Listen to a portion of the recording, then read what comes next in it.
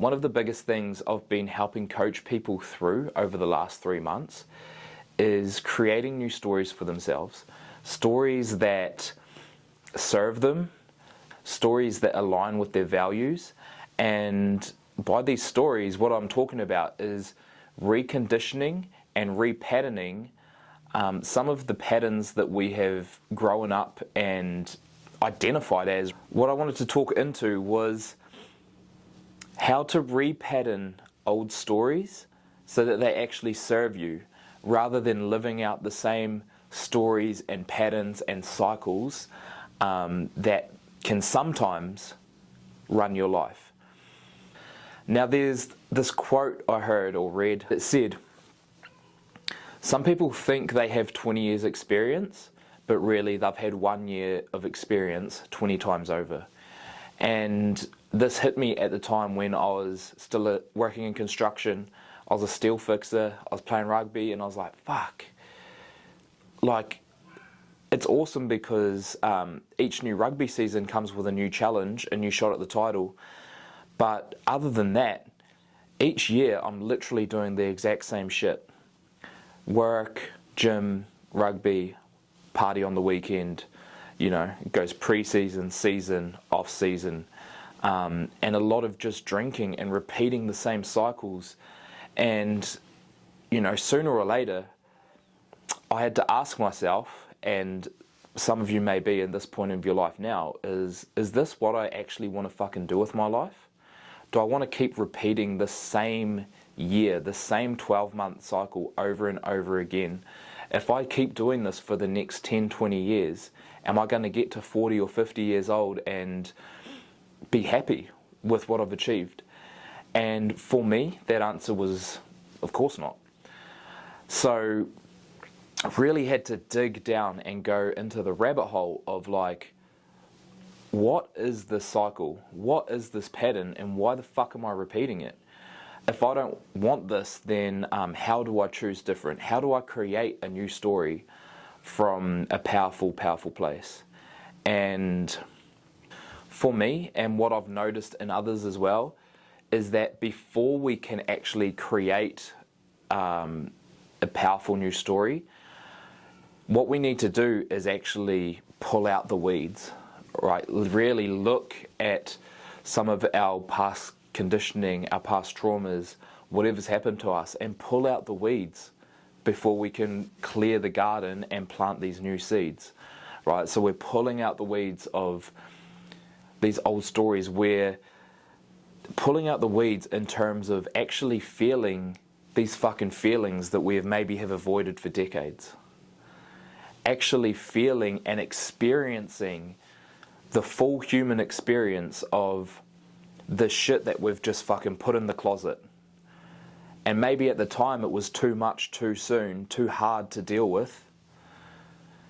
But at some point now or in the future, we need to pull that out and have a good look at it, because whether you realize it or not, at some level, it is still running your life.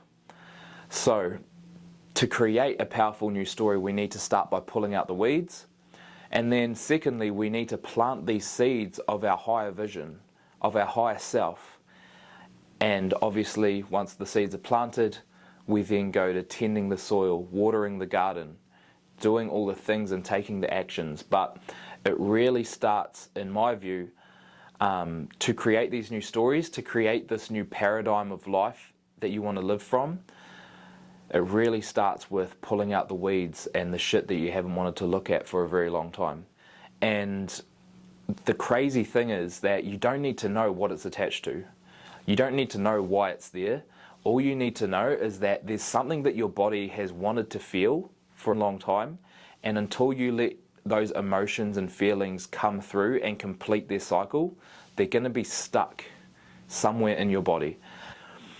I see people go through these processes and they start feeling the shit, and then a few months later, the things that they've been wanting for so long, for years, all of a sudden start coming in. It's just like they've freed up this energetic real estate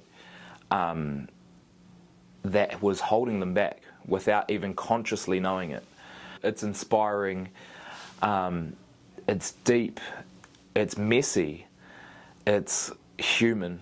Like it's literally witnessing the full human experience, and yeah, I'm really inspired and I'm excited to see what will now unfold. Like I said, I worked in construction for almost a decade, and what I know about building a building is that you need to excavate down. You need to excavate and dig all that shit up even before you start to build your foundations. So the deeper you can go, the deeper you can excavate and free yourselves of this shit that's fucking just sitting there, then the stronger you can build foundations. And the stronger you can build foundations, then the taller you can build your building. I'm just going to share like a little bit of a personal story. This is just what was alive in my body for a very long time. And it wasn't until I started doing some of this excavation work to dig down deep enough that this story actually came to light, that it was still in my space. So what happened to me when I was younger, around 6 years old, is I got sent away to this health camp. So a health camp, right? And basically what it was for naughty kids, or kids that weren't doing well in school or couldn't pay attention for a long period of time, got sent to this camp. So that's where I got sent, because I was playing up at school. While I was at this camp, my dad came and visited, and he said, "Hey son, look, when you get back from this camp, I'm going to be in jail." And I was like, "What the fuck? Like, what happened?" And he's like, "Yeah, like, there was an incident with me and mum. So blah, blah, blah. This is the last time you're going to see me until I'm out." And as a kid, I didn't know really what the fuck happened. But subconsciously, I actually blamed myself for that. And I took it on as it was my fault, as it was my responsibility. So when I did get home, Dad was in jail. But actually, I didn't even get explained to me fully what had unfolded, what events had occurred. Basically, all I got told was that Dad beat up Mum, and now he's in jail. And yeah, like I said, I blamed myself. I thought that if I was there, I could have stopped it. Nevertheless, that's stored in my body as guilt. And I felt guilty for not being there at that time for my family for years and years. And it wasn't until I started doing some of this excavation that came to the surface, and I was like, fuck, I didn't even realize that was in there. So from that, once I actually felt those feelings and moved it through and completed that cycle, a lot of my anger was gone. A lot of my resentment just disappeared. So what I realized is once I cleared that, there was a lot of subtle anger that I lived with in my life. And it wouldn't always show, but to be honest, a lot of the times it came out on the piss. A lot of the times it came out when I was like blind drunk. And once I cleared up this guilt, a lot of this anger just sort of went away. The story that I was running was that my anger's not safe. My rage is not safe. And if I allow myself to feel those feelings, then the people I love the most are the ones that are going to get hurt. So once I cleared that, once I pulled out that weed, it actually freed up so much space on the other side for me to feel more love, more joy, more gratitude. And it's my belief that everyone has something like that, whether it's a big event or whether it's a small chronic story.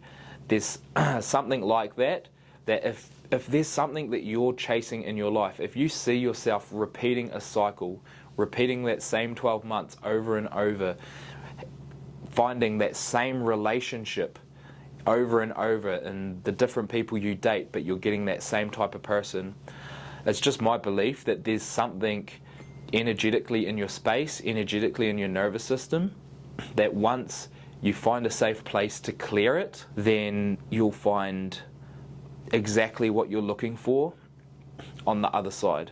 There's a saying that Preston says a lot, is what imprisons us most also points to our freedom. So I'm going to leave it at that.